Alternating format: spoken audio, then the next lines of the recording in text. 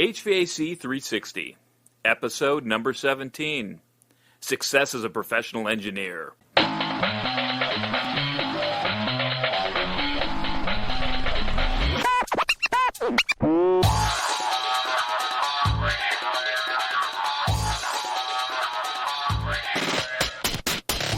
Welcome everyone to another episode of HVAC 360.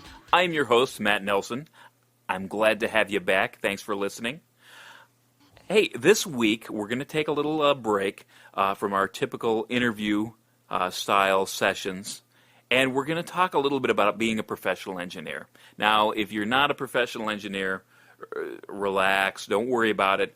I think a lot of what I'm going to talk about today can really be applied to just about any profession. But I'm going to focus on the engineer, and I'll let you do that repurposing of it.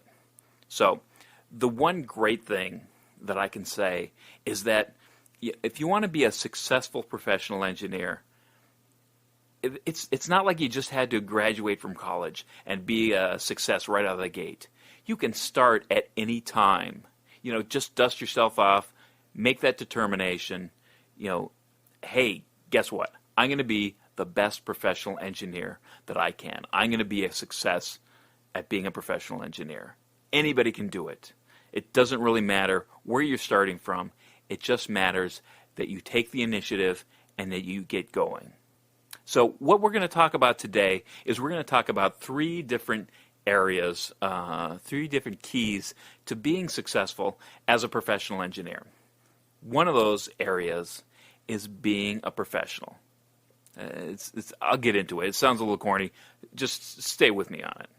Second area we're going to talk about is growing your skills. And the third area we're going to talk about is about networking. Okay, now let's get back to that, being professional. I know it sounds a little bit redundant.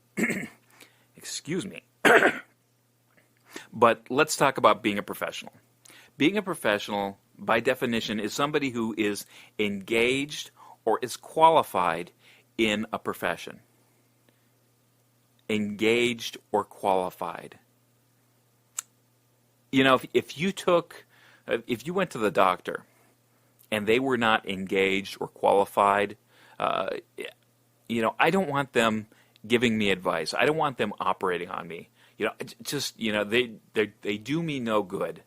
If you had a lawyer and you went to trial, you would want somebody who was competent, who knew, who was qualified, who could do a good job on your behalf. That's the same way as a professional engineer. You want to be somebody who's going to be qualified, who's going to be representing you. Owners of buildings, that's really what they want. They don't want hassles from their buildings. They just want them to work. They have other things to focus on that are going to be their jobs. They're going to be their organizations. They don't want to have to worry about their buildings. Be a professional. Be in their corner. Support them. Give them good advice. It's about being a professional. Really think about it as being the principal of a firm of one, your own firm. You are the principal. The buck stops here. Nothing gets passed. When you have that pressure on you, that it's your reputation on the line, that you really have to exceed the expectations of your client, it really changes the game. There's no one that the blame is going to fall back on. It really changes your perspective. And really, as a professional engineer, that's what you need to really embrace and take under your wing. Really, some of the structures of law firms, and maybe this should be, the new way to do engineering. But some of the structures of law firms are, each lawyer has, develops their own client base. They have or share staff with others. And, they're really, leasing space, all that stuff. They really are an independent entity within an organization. Imagine if that was the case at your particular company. If everybody was this group of independent owners with clients moving forward. I mean, if that was the level of expertise, anybody who didn't make that mark, just get him out of the way. Imagine if you had that level of excellence throughout your entire company. It would be amazing. It would be a game changer. So let's talk about that environment, that company environment. I've been through a number of changes throughout the years. I've worked for architectural engineering firms, engineering only firms. I've worked for design build firms. Really, it's amazing when you go from firm to firm, just kind of how the entire culture is. Some cultures are really, if you're part of a contracting group, it's there. It's always in your face. You're going. If you're not going, you're not making money. It's really blatantly clear. There's a little bit of that buffer when you work for an engineering firm or an architectural engineering firm. It's not so much in your face. Everything seems to happen at a slower pace. But here's the key. You can't allow yourself to get lulled in to that slower pace. You be able to, get things done, do them diligently, get on to the next task. Because you know what? It really is about the bottom line. When you're bringing somebody on, as an owner, that's one of your things. Bringing in new clients, making sure that your revenue exceeds your expenses so you can stay afloat. A business is about making a profit. Never forget that. So what do you do when there's downtime? As an owner, if there's downtime, guess what? We don't have enough projects going on. We need to sell more. Now, a lot of you are kind of a little bit resistant to this selling thing. But you know what? Okay, if you're worried about selling is a big turnoff. Talk about marketing. Talk about business development. Do those appeal to you a little bit more? Call it what you want it. But really, it's getting clients in the door that will actually pay for your services. It's not a cold call. It's not a hard sell. Maybe it's a little bit of that. Maybe you need to gain some of that experience. But when there's a lull, don't just sit around. Don't just sit around waiting for the next thing. Make the next thing happen. Now, if you're like, hey, well, you know what? I'm not a salesman. I'm an engineer. Guess what? Everybody's in sales. The thing that you have to realize, the thing that has to click in your brain, is that you're going to have to learn to sell. If you're going to be the best in your profession, guess what? You're going up the career ladder. And the higher you go on that career ladder, the more responsibility you're going to have to sell. So what are you going to do? Well, realistically, you need to be able to teach yourself selling techniques. You need to adopt that on your own, do that on your own, learn how to sell. There's books out there, seminars. Do that on your own. But you know what? Practice at your job. That's right. Practice on the job. It's great to be able to be ahead of the curve. When nobody's expecting you to sell, and you sell, that's amazing. That's incredible. And guess what? If you get good at it, you climb faster. But being able to sell is a sign of being a successful engineer. Selling is critical. Other things that we need to look about being a professional.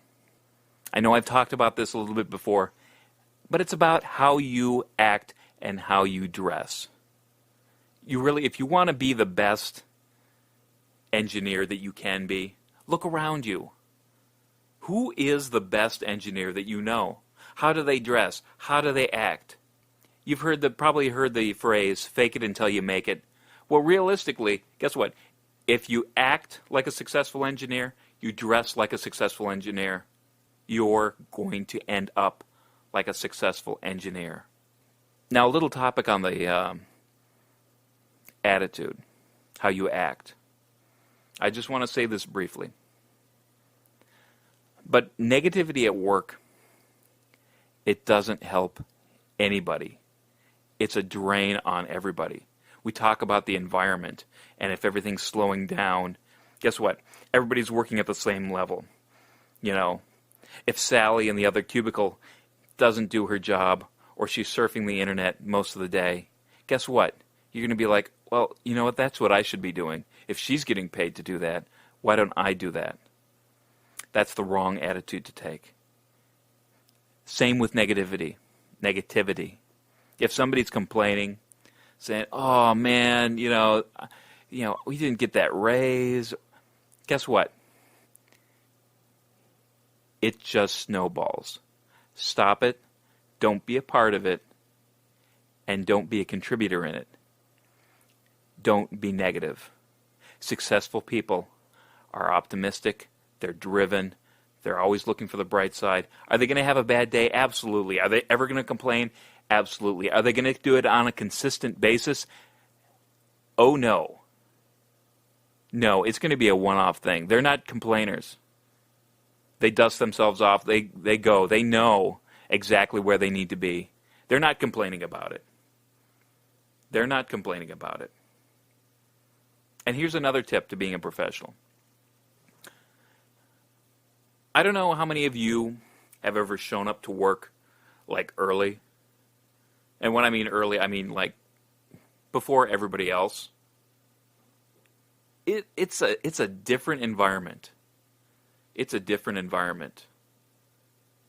I mean, nobody's there. It's ultra quiet. It really gives you a different perspective. You know, a lot of people say, hey, I can't work at work. There's too many distractions. People coming in, asking me questions. I can't get what I need to do done. Guess what? Go into work early. Be there ahead of everybody else. It really is one of these invigorating experiences to know that you've been, really nose to the grindstone for an hour, hour and a half, and then people start filtering in. You're like, yep, I've been here for an hour and a half. All you lazy suckers, you haven't been here. You just got here. You're getting your cup of coffee. You're starting your day. I'm already, way into it. Really, you get so much work. You probably get more work in that 1.5 hours than you would in 3 to 4 hours of your regular day. And it's really invigorating. It just, if you haven't made it a habit, do it on a regular basis. So that's enough about being a professional. Now we're going to transition a little bit into skills. Now, skills are something that you need to constantly be developing. As an engineer, you need to constantly learn. I mean, realistically, how much of what your job is today did you learn from school? I mean, it's just not that much. You need to constantly grow your skills. You need to set a goal of being the best engineer that you possibly can. If that doesn't excite you, if you go, you know what, I just want to be an adequate engineer. I don't really want to be the best engineer. Maybe you might be in the wrong profession. Maybe this is like, the life-changing wake-up call. Hello, you're in the wrong profession. Do something else. Do something that you would enjoy. Do something that you'd be passionate about. I mean, you're really spending a lot of your life doing what you're doing. So if you don't like it, do something else. You know what? It may just be that, you don't like being a design engineer. Well, guess what? You could be a sales rep and sell equipment and still be in the same industry. You could go on a construction site and still have a mechanical engineering background. You could be a commissioning agent for all that, for for all that matters. It doesn't necessarily mean that you have to make a 180-degree change. Just evaluate where you are. Take a 10,000-foot view of where you want to be. Yeah, there's a lot of wandering around going out there, but you know what? If you say, I am at point A, and I want to go to point B, and these are some of the skills that are going to help me get there to become that successful engineer. Write them down. Make a plan. Be proactive. I mean, that's really what's going to make you stand out, to be a successful engineer. And think about it. Think about it. In any economy, if you're a successful engineer, don't you think you have people knocking on your door constantly? Are you ever afraid that if your company doesn't, if there's a slowdown, or if that big job doesn't hit, and they just, not because they don't like you, not because of your performance, but purely from an economic standpoint, that they have to let you go? If you're a great engineer, don't you think that within a couple of calls, you'd be picked up? Think about how comforting that would be. And that's done through skills. That's done through development. You need to be able to find new avenues of learning. And trust me, it's not going to all come from the company. You have to figure out exactly how you're going to attain those new skills. The one thing that you can absolutely do is show initiative. If you're showing initiative, saying, you know what, company X, I don't, I know that there's only so much budget to go around, so I've learned skill A, B, and C. Is it possible if the skill D, if I could learn that or take this course, I've done all this extra stuff. I just need this one course that would round me out. Don't you think that they would be impressed that you're taking the initiative of learning new skills outside of it, paying for it on your own, developing your career? Don't you think they're going to be, more inclined to really give you that, the go-ahead, the green light, to take that course, to develop that skill, rather than somebody who's just always looking for the handout, saying, you know what, they just didn't train me, and I'm waiting here for training. And as much as I'd say that, as much as I'd show initiative, understand where, how your company deals that out. Don't be afraid to ask for as much as you possibly can. A lot of times you could be sitting in your cubicle, waiting to be trained, complaining about it. And if somebody asks you, did you ever, volunteer the information? Did you ever propose to get training? And you said no. You think they'd feel sorry for you at all?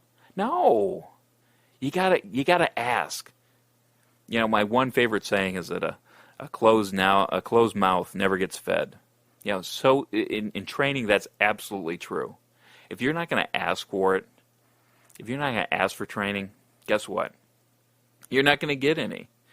They're not going to spend money on somebody who doesn't even have the initiative to ask. That would be ridiculous. I certainly wouldn't do it. Now, of course, credentialing and skills, that is like a shortcut on your resume. Getting the proper credentials in place. If you're a young engineer, or if you haven't taken, and I'm speaking from a U.S.-centric basis, if there's a professional engineering exam that you can qualify for, or that you can go about in some sort of governmental exam that would qualify you, as a professional engineer, absolutely take steps to get that done. There are so many people that I've met that they're like, I just got busy, I couldn't take it. In the U.S., it's a two-part step. The first step is typically taken when you're out of college. just fresh out of college. You take the initial exam to become an engineering and training. You pass that, then you have to have 4 years of experience, and then you get to take the second half of it. If you've passed both of those, then you become a professional engineer. But guess what? A lot of people don't even take that first step.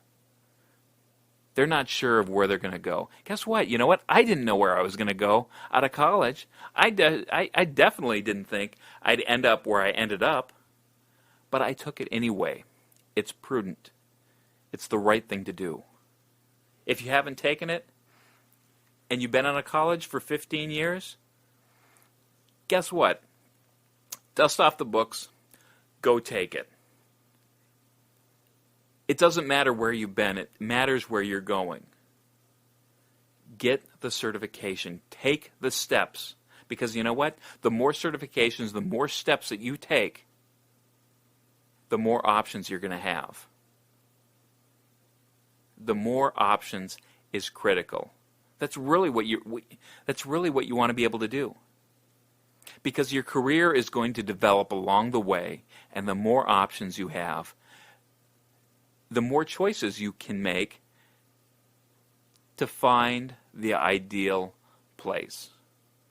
If you only have one option, and your option is, I got to stay at this job and grind it out until I retire, guess what? Get more options. You should always have more options than that. You should always be thinking of options. Frankly, you may love where you work, but again, economic downturn, something doesn't get funding, you end up on the short end of the stick, in no fault of your own, without any options. Shame on you. Have paths available. Have career paths available. Talk to people. I'm getting ahead of myself. That's my networking. Think about other certifications that are relevant to what you're doing. Maybe become a specialist. There are 1,000 different exams. I may be exaggerating. Okay. There are tens of hundreds of exams, I'm sure, that you could get. Maybe it's not becoming a professional engineer. Maybe that's not even an option for you. Well, get something. Get some sort of certification that helps you stand out from the crowd. Frankly, when you're looking at a resume, I've looked at hundreds of resumes, and if I see a certification, guess what? That immediately puts them in a class of their own. If I don't see certifications, I have to look at job experience. I have to look at that. Not that I'm not going to look at that eventually, but guess what? It's in a different pile. Once I say, okay, you know what? I'm looking for a professional engineer. I'm looking for a PE. Guess what? They go on the head of the line. If they don't have that, well, if I don't find a PE, guess what? Okay, I'm going to stack B. I'm going to the rest of the people that don't have those certifications. But I'm starting at stack A. If you have a professional engineering degree, you're in stack A. That's how job hunting works. They're going to make rough cuts. They're busy like everybody else. Make it easy on them. Make it easy on them. Look your best. Look your best on paper. Be professional. Get certified. Another thing you can do for skills, soft skills. These things are great. And skills in general, again, buy your own books, get your own references, listen to audiobooks. Audiobooks, I take advantage of my car all the time. I'm driving to and from work, it's maybe a half an hour, 45 minutes if there's traffic each way. Guess what? I can go through soft skills books like there's no tomorrow. And it just helps. It helps. When you're being exposed, not only these soft skills books, they're upbeat, they're energetic, they get you going. They help you. The iteration, the affirmation of soft skills and what you're doing, it's amazing. It just builds on itself. It's like taking a course over and over again. There's some books that I listened to 2 or 3 times that I just didn't get everything out the first time. I read it, I listen to it again in my car. Fantastic. Recommend it to anybody. Just do it. Other critical soft skills. Learn how to communicate with others. And I covered that in a previous episode. If you want to go all the way back to, I believe it's episode number 1, my first episode, because I thought it was so critical. Communication. Learn about communication. Also, learn how to make presentations. Learn to present to people. I mean, getting back to that selling, you got to know how to present to people. Engineers are notoriously bad at presenting. Don't be the typical engineer. Successful professional engineers know how to present. Don't sound like you're reading from a script. It's awful. Get some variation in your voice. Get some passion. Again, you really love what you do. Show them. Show them that you can be excited about what you're going to do for them. It's fantastic. It's amazing. And it's an essential skill. And the last one that I'm going to go into, there'll probably be a billion more, but the last one I'm going to dive into is cross-training. You know if you're good at what you do, if you're good at being a professional engineer, guess what? There's more you can learn. It's amazing when you start learning about other disciplines, whether it be some structural, and just being able to read structural drawings and knowing how they fit together. Guess what? Your duct designs, your piping layouts, they're going to be better. When you learn a little bit about electrical and the different voltages and the different motor starters, disconnects, fusing, control panels, power panels, all that helps. All that information helps a little bit. Helps you tweak your design, gives you a broader understanding. Invaluable. I go into the building envelope even. It's something that may be architectural. But guess what? That architectural flaw may be affecting your design. A gap in the building envelope may be causing discomfort that's going to be blamed on your system. Be aware. Learn. Cross-train. Get those skills. The last key I'm going to cover is networking. Fantastic networking. Can't believe it. Can't believe it. It's been invaluable in what I've been doing. I cannot stress it enough. Realize this. People buy and people do business from people they know and that they like. Because deep down inside, the very kind of emotional center of people, this all comes out in the selling thing, that you really want to be able to remove fear and uncertainty. Fear and uncertainty are deal breakers. They get you into this, just this flight or fight method, that kind of feeling. You just want to get away from that situation. If you're uncertain about it, if you're fearful about it, you don't want to be in that situation. When somebody, and that's the scariest thing about hiring. If you think about it, if you had two people and they were both kind of on par with each other, and one person you knew and one person you didn't, and they both had resumes and they looked exactly the same, you would go for the person that you knew every single time. The fear and uncertainty is minimized. So roll that into networking. Become known. The professional community is not that big in most locations. You get into LA, you get into New York. Maybe it's bigger. I don't know, but I got to imagine that there's still a sphere of influence, whether or not it's on one of the boroughs of New York, or different counties around Los Angeles. But there's a certain number of employers that you're going to need to know about. Learn about the people in those organizations. Find out who the people are that are in charge. Just know. If something happens, know that those are the people that you need to talk to, the decision makers in other organizations around where you want to live. Because frankly, the one thing I love about this, this industry is that I can go anywhere and I could probably find a job. But you know what? I'd rather stay where I live. I'd rather not have that kind of disruption. So know about your community. How do you do that?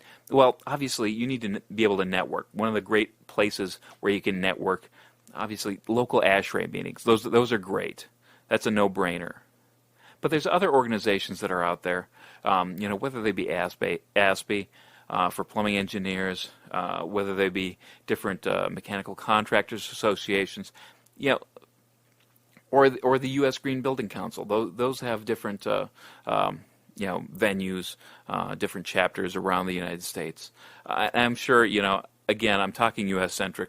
There's other organizations where you live that are, meeting places, that are networking. Figure out, who you need to know in these organizations. Get to know them. Get to like them. Develop that relationship. Help them out maybe. If they're looking for something, another engineer, maybe you have an idea. That's the whole thing. Do people favors. Develop the relationship. That's the whole key about networking. It's not a scarce, it's not a scarcity. It's not a scarce commodity. The more you share, the more you help people out, the more you get back. It's this giving and getting kind of relationship. And you know what? When you're not in the receiving mode, just give. Just give. Even if it's an idea, just be that person that would talk to them and say, hey, you know what? I got this great idea. I heard it from, this article that I read, and I think it really applies to you. Help them out. Develop that relationship, and it's going to come back to you eventually. Don't worry about when or where, but the more you put out, the more that you can get back in. One topic that typically people might not realize is get to know the executive recruiters, the headhunters, the people who are finding other people. Talk about people that you can befriend or help out. A lot of time you may not be in the position where you're like, I'm not looking for a new job, but I can offer some assistance of people that I've talked to in my group that I can help out. And the more that you can help those executive recruiters out, the more they're going to come back to you and be able to help you when you need help. Realistically, it's amazing. Right now, and even it's like places where you can look. I personally right now I get calls from executive recruiters on a regular basis.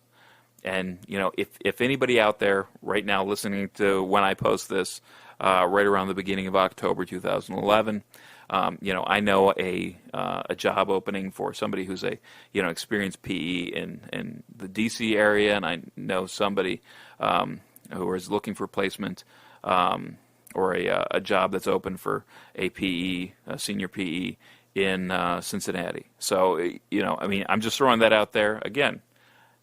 At whether or not I place these people, I don't know. But hey, if I can help somebody out, that's what networking is always about. It's about being social. It's about knowing the people in your industry, about helping them out, about making their lives easier. Get to know people. Let's go into a recap mode. Being professional. Things that you want to remember. Be your own boss. Act like it. Be the best boss that you can possibly imagine. Be a leader. Be somebody who has confidence and who is respectful. Set your own work pace. Don't, be quick. Be efficient. Don't let other people drag you down. Learn how to sell. Again, call it marketing, call it business development, call it what you want. But learn how to sell. The higher you go in an organization, the more you're going to be called upon to sell. Look and act the part. Be positive. Be enthusiastic. And, show up early. Shift your workday. And one of the great time savers is do things that other people do when other people aren't doing them. And what I mean by that is that, don't take lunch at 12 o'clock. Take lunch at 1 o'clock. Take lunch at 11. Start your day at 6. You miss all the traffic. You have calm and peace in the office. You get stuff done. Optimize, and that's working smart, not working hard. Talking about skills, train yourself. Ask for as much training as you can, but don't rely on company training. This is your career. You need to be responsible for it. Learn as much as you can.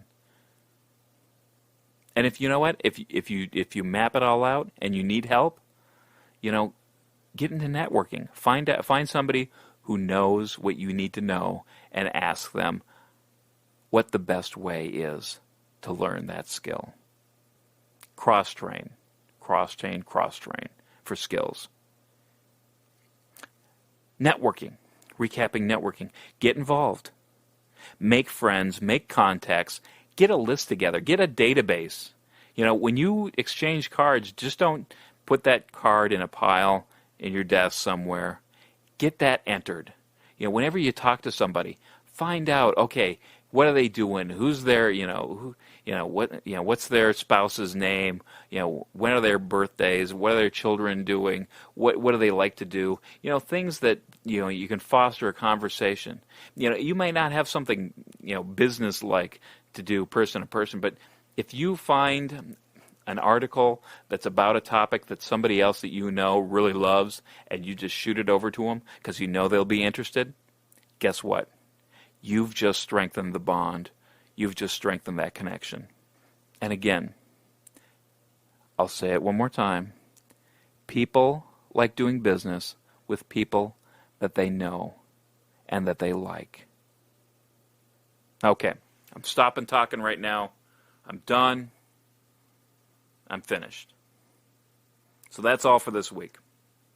If there's something that in this episode that you like and that you think is useful, let somebody else know. Forward it on.